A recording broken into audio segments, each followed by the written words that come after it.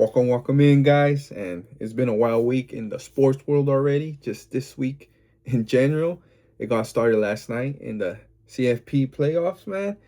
And we seen Old Miss against Miami, and it went down to the wire. Miami coming out on top, which probably no one had. I know I didn't have, and definitely one of the game of the years and one of the best games since this playoff format has been shown. Well, of course the format, but going back to 2014 when it extended instead of 2 to 4, and especially now into 12 teams, this was one of the better games.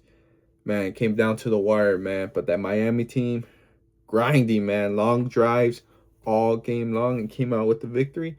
And it was just good to see, Carson Beck, man. I wasn't high on him coming into this year because after he struggled last year, man, he just proves that that experience is there, and he got it done.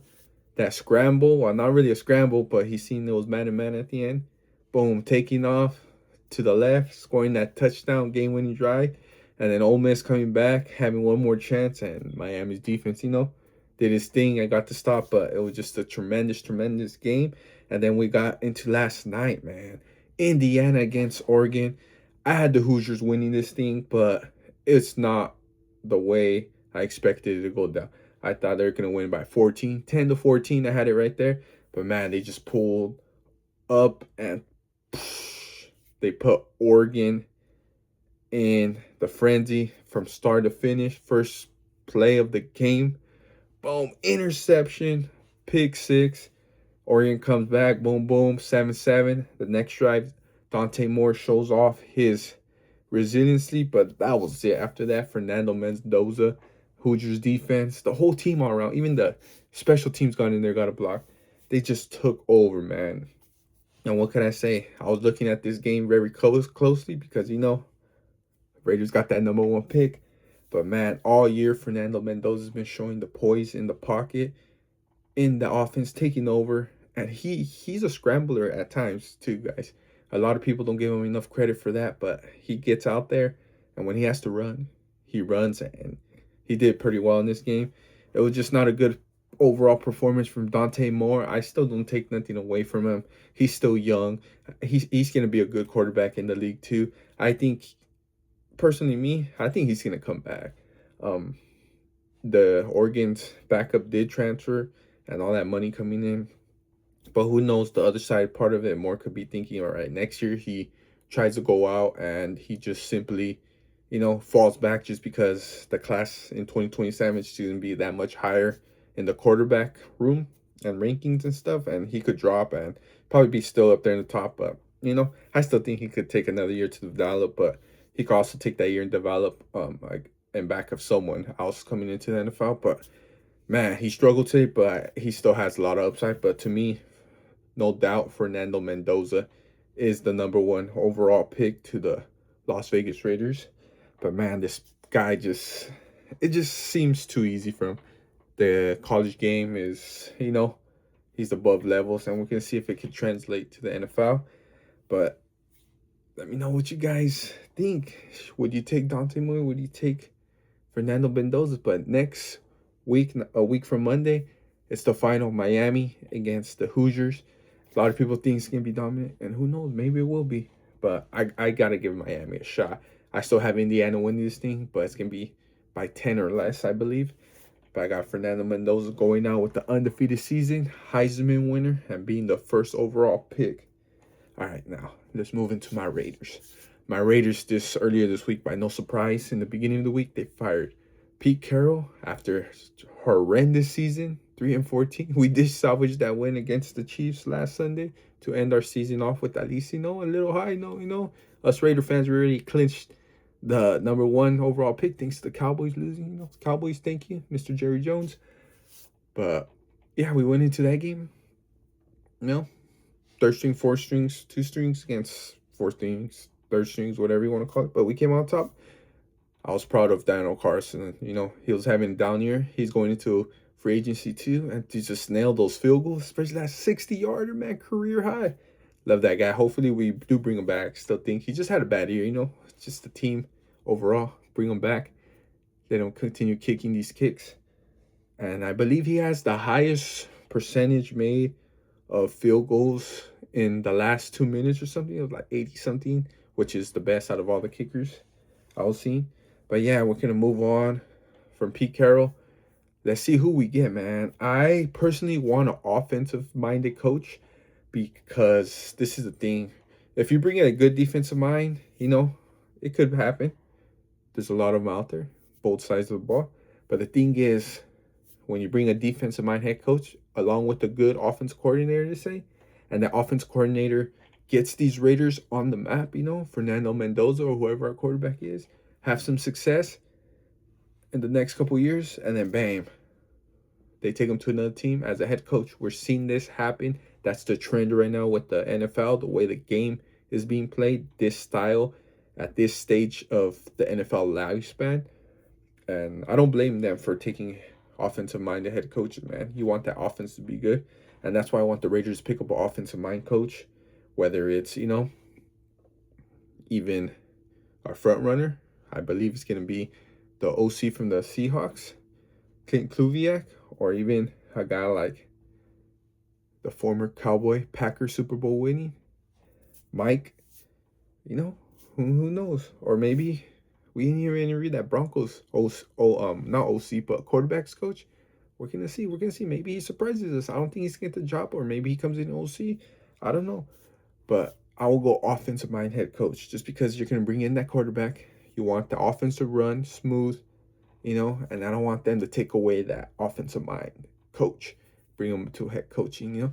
I think it's easier to bring in a defense coordinator. You take them away, it's easier to bring one of those in. But the opposite, when the offense, especially when you have a young guy, you don't want offense coordinator after offense coordinator. It's hard. It's hard to learn the system.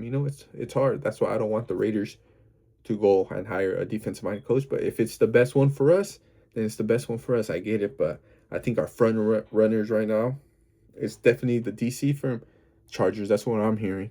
But then you got to go to Clint Kluviak, and you got to put John Harbaugh up there because he got fired, and it was time to part ways. I agree with that move, and who knows, the Raiders might say, all right, let's bring in a proven guy that's a winner, that knows how to build a culture, and we go out there and get our DC and OC and see how he goes.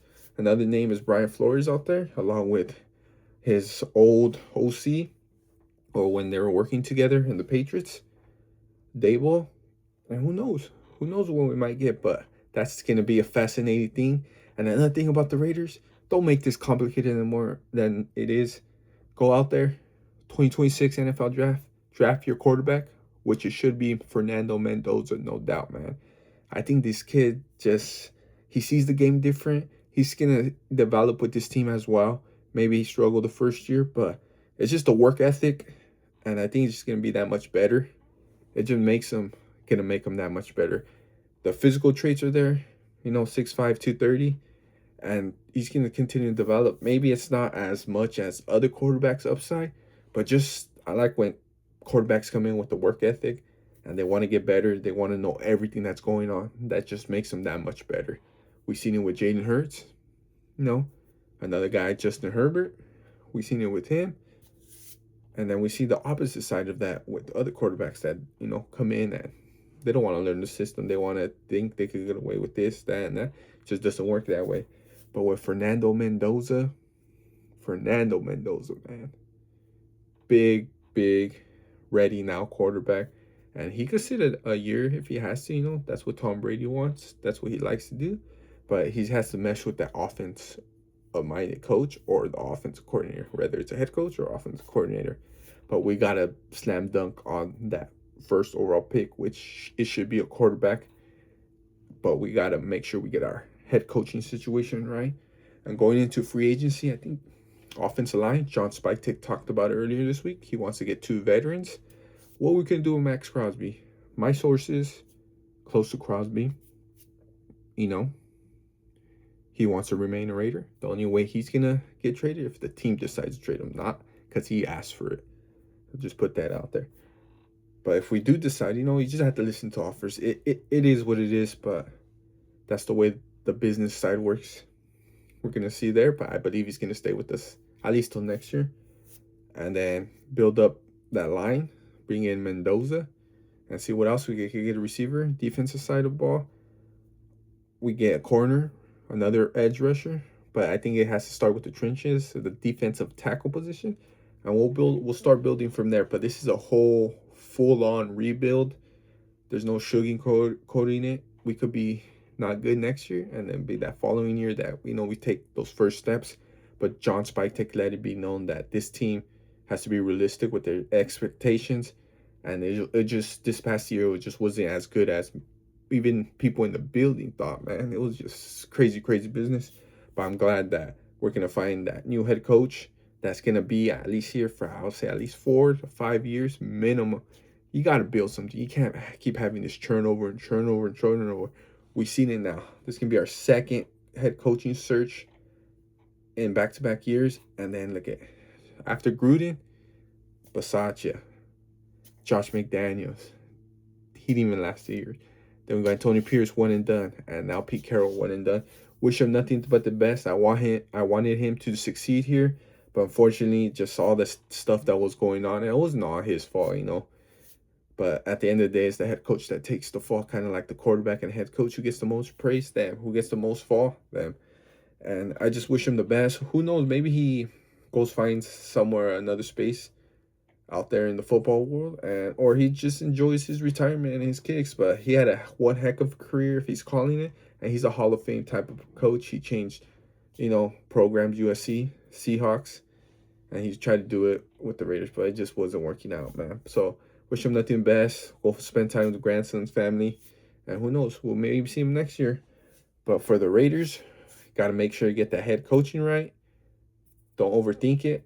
Number one pick, Fernando Mendoza, and stack up that offensive line, man, and build around this team that features Genty, Bowers, and I believe Crosby. But let's move forward because we got NFL action in a few hours, man. A few hours. Let's start with the Rams at the Carolina Panthers, a rematch, I believe, of week 13.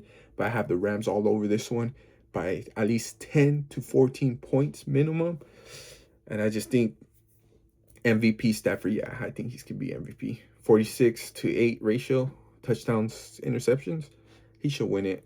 No, don't make it complicated anymore. But Rams got this one. It's going to be an early one. I don't expect nothing like rain or anything to, it should be clear. Maybe a little thunderstorm here and there, but Stafford playing this building. Don't mess around. Go in there, handle your business. The Panthers are not that. Week 13, don't let Bryce Young get comfortable, even though I like me some Bryce Young. He went to Alabama.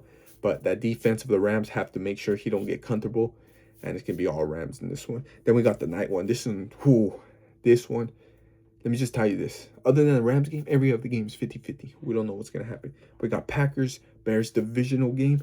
Rivals, we don't know what's going to happen. Anything can happen in this game. The Packers come a little banged up, but that doesn't mean it's going to take away in the fun of this game. I think it's going to be another banger, another close game, another NFC North type of atmosphere and rivalry with this delivers. I'm going to go Packers, man. Josh Jacobs, I think they're going to be there with the running game.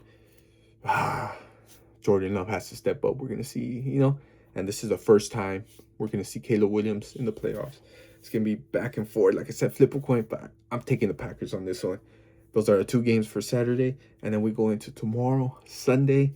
Oh, we got good ones, man. We got Jags taking on the Bills. Bills have to travel down to Jacksonville.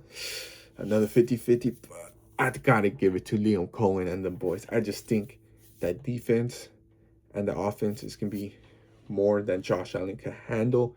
Josh Allen's going to have to keep up with his defense, and it could be one of those things that you get 1-2 stops against Josh Allen, and that's the game right there.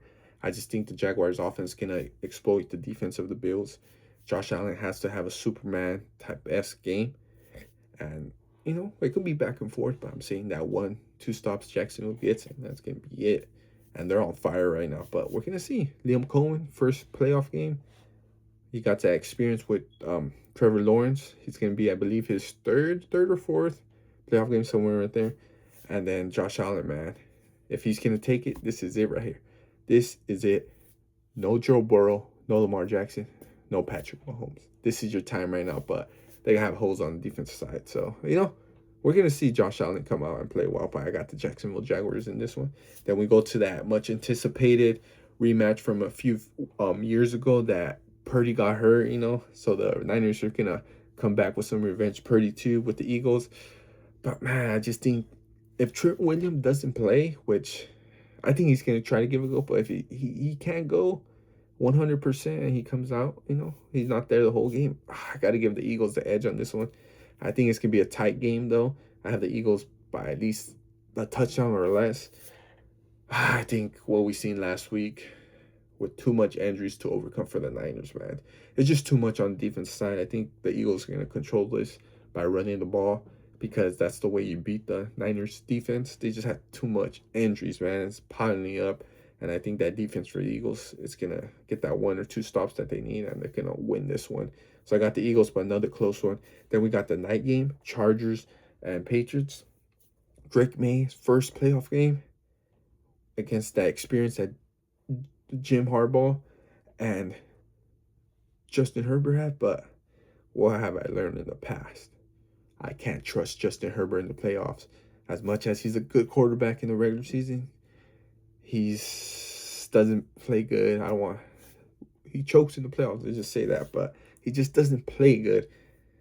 And I'm not going to have any dog in this fight with these two. I don't like the Patriots. I don't like the Chargers. You guys get it. But if I had to pick, it's going to be the Patriots. I just can't trust Justin Herbert. He has to show me something. Same with the Patriots. They have an easier schedule, but they have to show me something. But it's in Foxborough, and that weather's going to be an issue, I believe, for the Chargers. So I got the Patriots in this one. Then we go to Monday night. Oh, Steelers and Texans win. A lot of teams, a lot of people around the league are picking the Texans. I got the Steelers. Just that undefeated streak that they have on Monday Night Football, which is crazy. But then I got Aaron Rodgers against that, what they call the best defense, which I think it's one of the best. I don't say the best. I think the Rams, just saying. But that pass rush is the best from the Texans. Another nail-biting game. I think they're going to try to run the ball against the Texans. If they succeed in that, it's going to be another good one. And when you see C.J. Stroud, man, can he handle that weather? It's going to be a cold one. The late game, the crowd's going to be crazy. And we're going to see if that Steelers defense has some juice in it, But I can't go against my man, A.A. Ron. I can't go against Aaron Rodgers. I just think he has at least one more win in the playoffs in him because this could be it for him, I got the Steelers in the close one, 17-14 in this one. But like I said, the only game I could predict that's going to go the way I think it is the Rams. The other ones are 50-50, man. But those are my picks. Let me know what you guys think. And then we'll react to them next week, man. So enjoy this Super Wild Card weekend. Enjoy the rest of the football season. Enjoy the national championship if you watch. We got other things going on too. So it's just a big, big weekend. One of the best weekends in all of football. So enjoy that. God bless. And thanks for watching. Let me know what you guys want to hear. Like, subscribe, follow, comment, And we'll see what goes on. But enjoy the game, guys. God bless.